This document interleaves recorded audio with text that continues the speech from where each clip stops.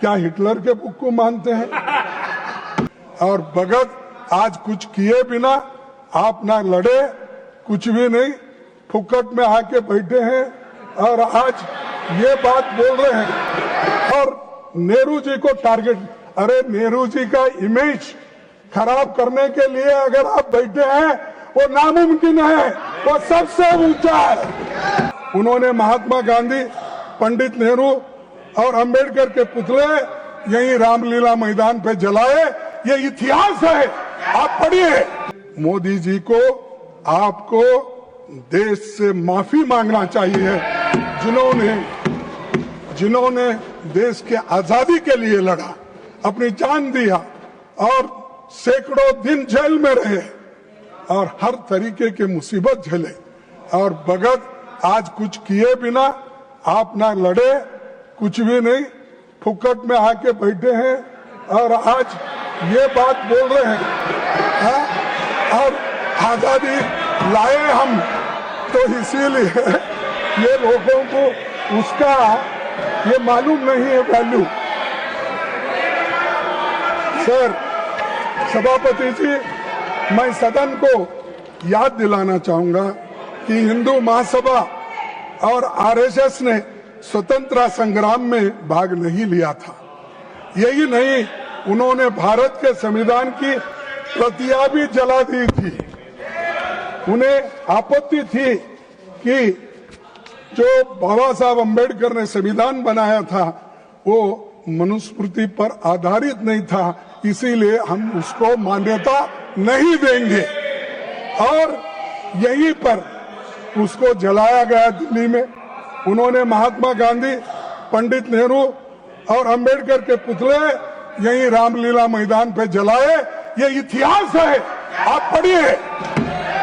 और जो संविधान को मानने वाले नहीं हैं और हमसे बार बार कहते हैं कि तुम क्या किए, तुम क्या करो, क्या तुम्हारे घर में नौकरी करना? क्या किए देश के लिए करे? हमारे लोग मरे, जेल में गए।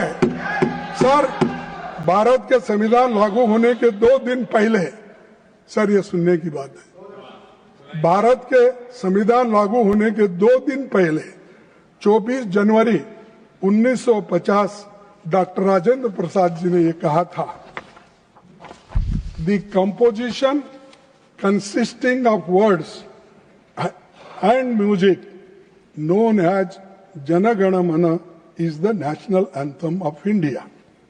And the song Vande Mataram, which has played a historic part in the struggle for Indian freedom, shall be honored equally with Jana Gana Mana and shall have equal status with it. ये हमारे भूतपूर्व, हमारे राष्ट्रपति जी का है, इसको भी आप नकारते हैं। अरे जो चीजें इतिहास के पन्नों में आए हैं, तारीख लिखा है, उस तारीख को भी आप मानने वाले नहीं हैं। तो मेरे को समझ में नहीं आ रहा किस चीज को मानते हैं। क्या हिटलर के बुक को मानते हैं? किसके लिए? और हमेशा आपकी आदत हो गई है कि कांग्रेस को गालियां देना और नेहरू जी को टारगेट, अरे नेहरू जी का इमेज खराब करने के लिए अगर आप बैठे हैं, वो नामुमकिन है, वो सबसे ऊंचा है दुनिया में उसका नाम है। अब उतना ऊंचा आप कभी नहीं बन सकते, आप नीचे है, नीचे ही रहेंगे।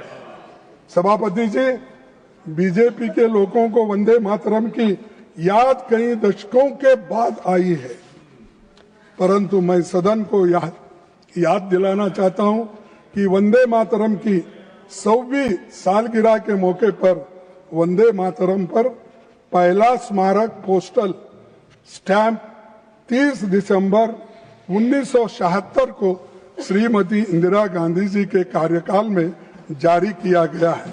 वो स्टैंप भी मैं आपको दिखाता हूं, ये भी भेज दीजिए। सर, अरे आप लोग देखे नहीं भाई, जरा देख के तो देखो। मुझे अपने सार्वजनिक जीवन के शुरुआती दिनों में एक लोकप्रिय स्टैंप बहुत अच्छे से याद है। मैं उस वक्त कर्नाटक स्टेट में एजुकेशन मिनिस्टर था, तो उस वक्त ये निकाला गया। हम लोग भी वहां पर स्टेट में इसका फंक्शन करते। आपकी अनुमति से इस स्टैंप की एक प्रति दिखाना चाहता हूं। मैं अभी आपके पास भेज रहा हूं और वो आप उसको जरा देख लीजिए। ये तो इतिहास की बात थी जिसे प्रधानमंत्री जी को समझना चाहिए था। आज की चर्चा का संदर्भ वही होना चाहिए जो देशवासियों को वंदे मातरम की भावना का सही अर्थ और सम्मान समझा सके। सभापति जी, जब देश कहीं बड़ी समस्याओं जैसे आर्थिक संकट, बेरोजगारी, सामाजिक मुद्दे में से जूझ रहा है, तब भी प्रधानमंत्री की दिलचस्पी केवल चुनावी प्रचार में रहता है, ना कहीं ऐसे ध्यान भटकाने के सब चीजें इस सदन के सामने लाकर इसमें अपना समय देते हैं। सर, उन्होंने वंदे मातरम पर बहस केवल बंगाल चुनावों के ध्यान में रखकर ही की है, ये मेरा कहना है। ये उसी लिए तो आपने ये की। इस गलत फहमी में न रहे कि गुरुदेव रविंद्रनाथ टैगोर पर हमला करके असली मुद्दों से ध्यान हटाया जा सके। ये नहीं हो सकता। इस सदन का उद्देश्य यही होना चाहिए कि देश के सामने मौजूद ज्वलंत मुद्दे पर ध्यान केंद्रित किया जाए, क्योंकि भारत माता को सच्ची श्रद्धांजलि तभी होगी जब ये संसद जनता के मुद्दों और उनके समाधान के बारे में बहस करे। ये मेरा कहना है अध्यक्ष महोदय, इसीलिए मैं ये बातें उनके सामने रखी। और दूसरी, सभापति जी, मुझे विशेष रूप से इस सरकार द्वारा भारतीय रुपये गिरते मूल्यों के बारे में कुछ बताना है, क्योंकि $1 की कीमत अब 90 रुपीस, 90 रुपए, इतना गिरा, अब वो नीचे गया। और आपके नेता, जब आप होम मिनिस्टर थे, आपके नेता जो चीफ मिनिस्टर थे, उन्होंने उस वक्त क्या कहा था, यह सुनने की जरा थोड़ी सी टॉलरेंस रखो।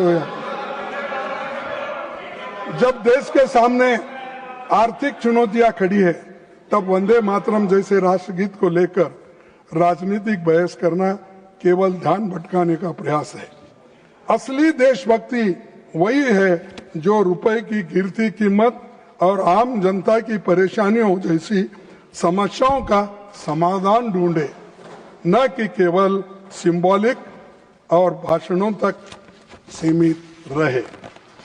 आज के प्रधानमंत्री जी मोदी जी और गृह मंत्री जी भी थे उस वक्त, हमारे शाह साहब, और 212 में इस मुद्दे पर उन्होंने क्या कहा। इस मुद्दे पर उन्होंने कहा, इधर भी एक चाणक्य बैठा, इधर भी देश जानना चाहता है किस मुद्दे पे, रुपए की कीमत जो घट रही है और डॉलर जो बढ़ रहा है कीमत उसका। उस वक्त क्या कहा मोदी जी ने, आपको तो मालूम होगा क्योंकि आप तो प्रमुख सलाहकार है और प्रमुख एग्जीक्यूटिव, प्राइम एग्जीक्यूटिव करने वाले नेता है, तो आपको तो पहला चाणक्य क्या, ठीक है, तो इधर भी एक चाणक्य बैठा, इधर भी